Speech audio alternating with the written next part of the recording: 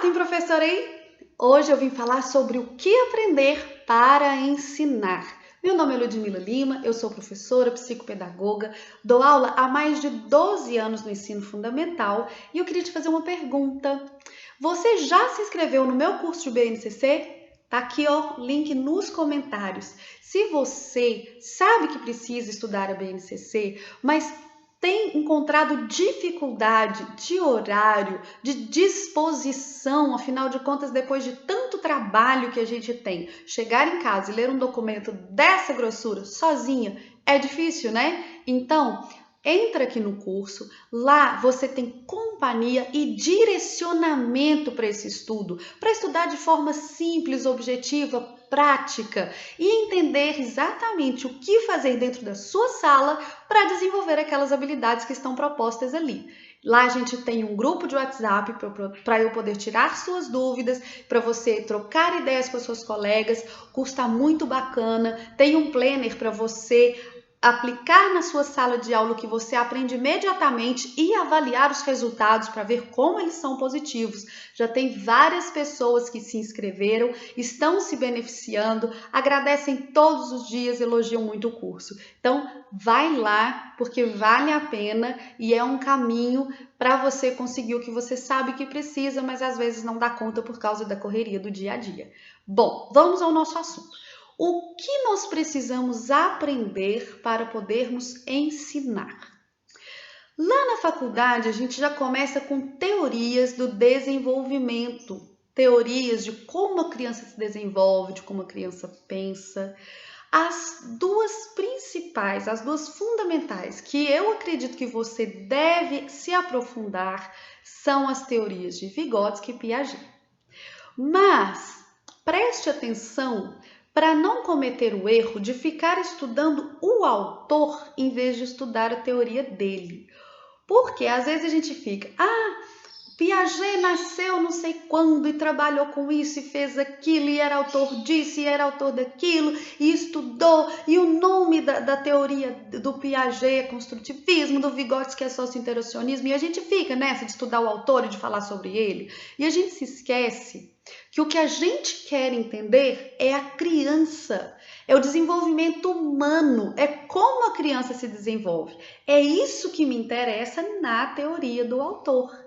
É o estudo dele sobre como a criança se apropria do mundo que está em volta dela. Porque a criança começa a aprender assim que ela abre os olhos e começa a ver o que está em volta, a se perceber na sua relação com o outro, a perceber a relação que ela tem com o mundo em volta dela. É aí que ela começa a aprender, ela começa a sentir, ela começa a ouvir, ela começa a enxergar e aí ela já está aprendendo o mundo. E depois o que a gente vai aprender na escola é a medida desse mundo, é a representação desse mundo, são códigos para esse mundo.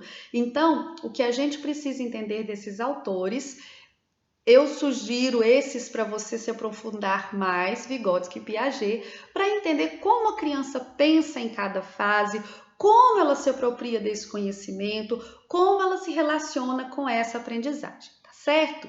Se você trabalha com crianças em fase de alfabetização, também é muito importante que você conheça Emília Ferreiro. Emília Ferreiro ela vai pegar a teoria de Piaget e desenvolver para a aquisição da língua escrita, do código de escrita, de leitura. Então, Emília Ferreiro vai pegar essa teoria dessas fases do desenvolvimento e vai aplicar a alfabetização, ao letramento, aquilo que a gente trabalha com a criança para que ela seja letrada e alfabetizada. É muito importante, é muito rico, também é importante você aprender. Bom, além de entender como as crianças aprendem, como as pessoas, pensam para aprender e desenvolvem essa aprendizagem, A gente também precisa conhecer bem os conteúdos que nós vamos ensinar. E aí você me diz assim, mas é lógico que eu conheço, eu já fiz ensino fundamental, né? Mas a gente fez há tanto tempo, não é mesmo? Então, é importante que a gente volte às nossas matrizes, volte ao nosso currículo, verifique o que tem que ser aprendido, estude antes de planejar a nossa aula aquele conteúdo. Para lembrar todas, olha, a gente fala assim, adição é muito fácil é juntar, mas todas as ideias da adição, a adição é comparação, a adição é também juntar, a adição é o total, nem sempre é soma, nem sempre é trazer mais alguma coisa. Às vezes a gente simplesmente tem ali uma quantidade, nós temos 10 crianças, 6 são meninas, quantos são meninos? Então, a gente tem aqui, olha, 6 mais 4, 10. Então, a gente tem a soma ou total. Por que chama assim? Então, estude, lembre isso tudo, né? Lá nas frações, lá nas regrinhas da língua portuguesa. Lembre-se, estude para lembrar, para estar preparado, para o aluno ver que você tem segurança em tratar aquele assunto. Quando você for estudar, realize atividades que a criança vai fazer e tente se perguntar o que ela pode te perguntar. O que a criança pode te questionar? E aí você vai pensar em como demonstrar aquilo para a criança em vez de só como responder. Quando a criança te pergunta por que isso é assim, às vezes você ensina um procedimento. Lá na expressão numérica, você vai falar de um procedimento, né? De como resolver a expressão numérica. E ela te pergunta, mas por que eu tenho que resolver a multiplicação antes da adição? Como é que você vai demonstrar isso para ela? Então, já tenha com você uma situação elaborada para responder isso para a criança, sem ter que ficar ali buscando, inventando na hora, né? Isso com tudo. Por que antes de P e B eu vou escrever M? Por que não pode ser N igual nas outras? Se eu quero uma nasalização, né? Se eu quero fazer um por que tem que ser M antes de P e B e não N? Então, já vá pensando nisso, estude o que a criança pode te perguntar, estude como que você vai responder e proponha situações para que ela entenda bem.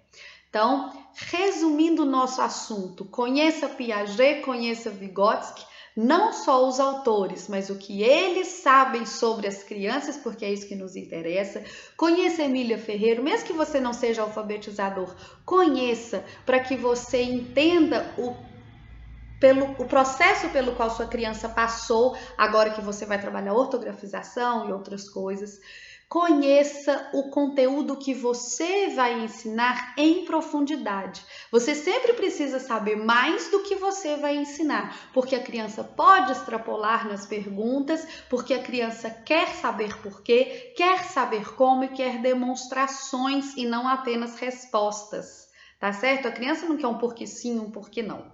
Eu espero que essa aula tenha te ajudado, que essa aula ajude você a ajudar as suas crianças. Se você gostou, curte, comenta, compartilha, se inscreve no canal, ajuda esse canal a crescer para poder ajudar mais pessoas. Um grande beijo e até a próxima!